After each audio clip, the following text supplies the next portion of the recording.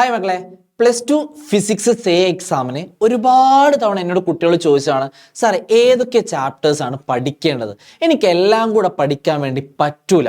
അങ്ങനെയാണെങ്കിൽ ഏറ്റവും ഇമ്പോർട്ടൻ്റ് ആയിട്ട് എനിക്ക് അറ്റ്ലീസ്റ്റ് ഒരു 25 മാർക്കെങ്കിലും നേടാൻ വേണ്ടി പറ്റുന്ന ചാപ്റ്റേഴ്സ് ഏതൊക്കെയാണ് എന്നുള്ളതാണ് പറഞ്ഞു തരാൻ വേണ്ടി പറഞ്ഞിട്ടുള്ളത്. ഓക്കെ അല്ലേ? അപ്പം ഞാൻ വെയിറ്റേജ് അനുസരിച്ചിട്ടും അതേപോലെ ഞാൻ എടുത്ത ഏറ്റവും വലിയൊരു സാധനം എന്താണെന്നറിയോ, ഞാൻ വിചാരിച്ചു വെയിറ്റേജ് മാത്രം നോക്കിയാൽ പോരാ, പക്ഷെ വെയിറ്റേജ് മാറാൻ ചാൻസ് ഉണ്ട്. പക്ഷേ നിങ്ങൾക്ക് ഓർ ക്വസ്റ്റ്യൻസ് വരാൻ ചാൻസ് ഉള്ള ചാപ്റ്റർ ഞാൻ നോക്കി.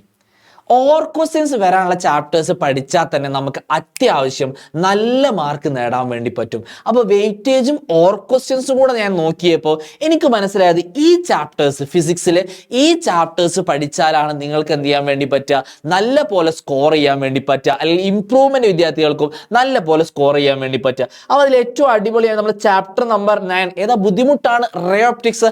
പക്ഷേ അതിന് എന്തായാലും ഉറപ്പാണ് ഓർ ക്വസ്റ്റ്യൻസ്. അപ്പൊ നമ്മൾ പഠിക്കുന്ന 2 ഡെറിവേഷനിൽ ഏതെങ്കിലും ഒരു ഡെറിവേഷൻ ഉറപ്പാണ്. അതാണ് നിങ്ങൾ മനസ്സിലാക്കിയിരിക്കേണ്ടത്. അതുപോലെ തന്നെയാണ് ആൾട്ടർനേറ്റിംഗ് കറണ്ട് എന്നുള്ള ചാപ്റ്ററും. ആൾട്ടർനേറ്റിംഗ് കറണ്ട് നിങ്ങൾ പഠിക്കുന്നതിൽ ഓർ ക്വസ്റ്റ്യൻ ഷുവർ ഉള്ള ചാപ്റ്ററാണ് ആൾട്ടർനേറ്റിംഗ് കറണ്ട് എന്ന് പറയുന്നത്. പിന്നെ നമ്മൾ chapter number 4 moving charges and മാഗ്നറ്റിസത്തിലും ഡെറിവേഷൻ ബേസിൽ എന്ത് ചെയ്യാറുണ്ട്, ഓർ ക്വസ്റ്റ്യൻ വരാറുണ്ട്, അല്ലെങ്കിൽ ന്യൂമറിക്കൽ ബേസിൽ എന്ത് ചെയ്യാറുണ്ട്, ഓർ ക്വസ്റ്റ്യൻ വരാറുണ്ട്. പിന്നെ chapter number electric charges and ഫീൽഡ്സിലും ഇലക്ട്രിക് പൊട്ടൻഷ്യൽ ആൻഡ് കപ്പാസിറ്റൻസിലും ഇലക്ട്രിക് കറണ്ട് അല്ലെ കറണ്ട് ഇലക്ട്രിസിറ്റി എന്നുള്ള ആ ചാപ്റ്ററിലും ഓർ ക്വസ്റ്റ്യൻസ് നല്ലപോലെ വരുന്ന ചാപ്റ്റേഴ്സ്. അപ്പൊ ഈ ചാപ്റ്റേഴ്സ് അത്യാവശ്യം വലിയ ചാപ്റ്റർ ആണ്. സാറേ ഇത് വലിയ ചാപ്റ്റർ അല്ലേ, അങ്ങനെയാണെങ്കിൽ ഇതെല്ലാം കൂടെ പഠിച്ചു തീരോ? ഞാൻ പറയുന്നത് എല്ലാം കൂടെ പഠിക്കണം എന്നല്ല. നിങ്ങളിപ്പോൾ ഇതിൽ 2-3 ഡെറിവേഷൻസ് ഉണ്ടെങ്കിൽ 2-3 ഡെറിവേഷൻസ് പഠിച്ചോ, അതിൽ ഉറപ്പായിട്ടും ഒന്ന് വന്നിരിക്കും. അതാണ് സാർ പറയുന്നത്. കാരണം ഓർ ക്വസ്റ്റ്യൻ ഉണ്ടാകുമ്പോൾ ആ 3 2 ക്വസ്റ്റ്യൻ അവിടെ ഉണ്ടായിരിക്കും. അപ്പൊ അതിൽ ഏതെങ്കിലും ഒന്ന് അറ്റൻഡ് ചെയ്താൽ നിങ്ങൾക്ക് ഉറപ്പായിട്ടും 4 മാർക്കോളം എന്ത് ചെയ്യാൻ വേണ്ടി പറ്റും, ഇതിൽ നിന്ന് നേടാൻ വേണ്ടി പറ്റും. ഒരു ചാപ്റ്ററിന് വെറുതെ ഒരു ക്വസ്റ്റ്യനിലൂടെ 4 മാർക്ക് നമുക്ക് ചെയ്യാൻ പറ്റും, നേടാൻ വേണ്ടി പറ്റും എന്നുള്ളതാണ്. പിന്നെ എനിക്കൊരു കാര്യം പറയാനുള്ളത്, നിങ്ങൾ 1 മാർക്ക് ക്വസ്റ്റ്യൻസും 2 മാർക്ക് ക്വസ്റ്റ്യൻസും സ്കിപ്പ് ചെയ്യരുത്. ഓക്കെ, അത് സ്കിപ്പ് ചെയ്താൽ ഭയങ്കര അടിയായിരിക്കും. നിങ്ങൾ ആദ്യം തന്നെ എഴുതേണ്ടത് 1 മാർക്കും 2 മാർക്ക്. കാരണം 1 മാർക്കിന്റെ ഒരു 7 അല്ലെ 5 മാർക്ക് കിട്ടി, 2 മാർക്കിന്റെ ഒരു 10 മാർക്ക് കിട്ടിയ 15 മാർക്ക് അവിടെ തന്നെ ആയിടാം.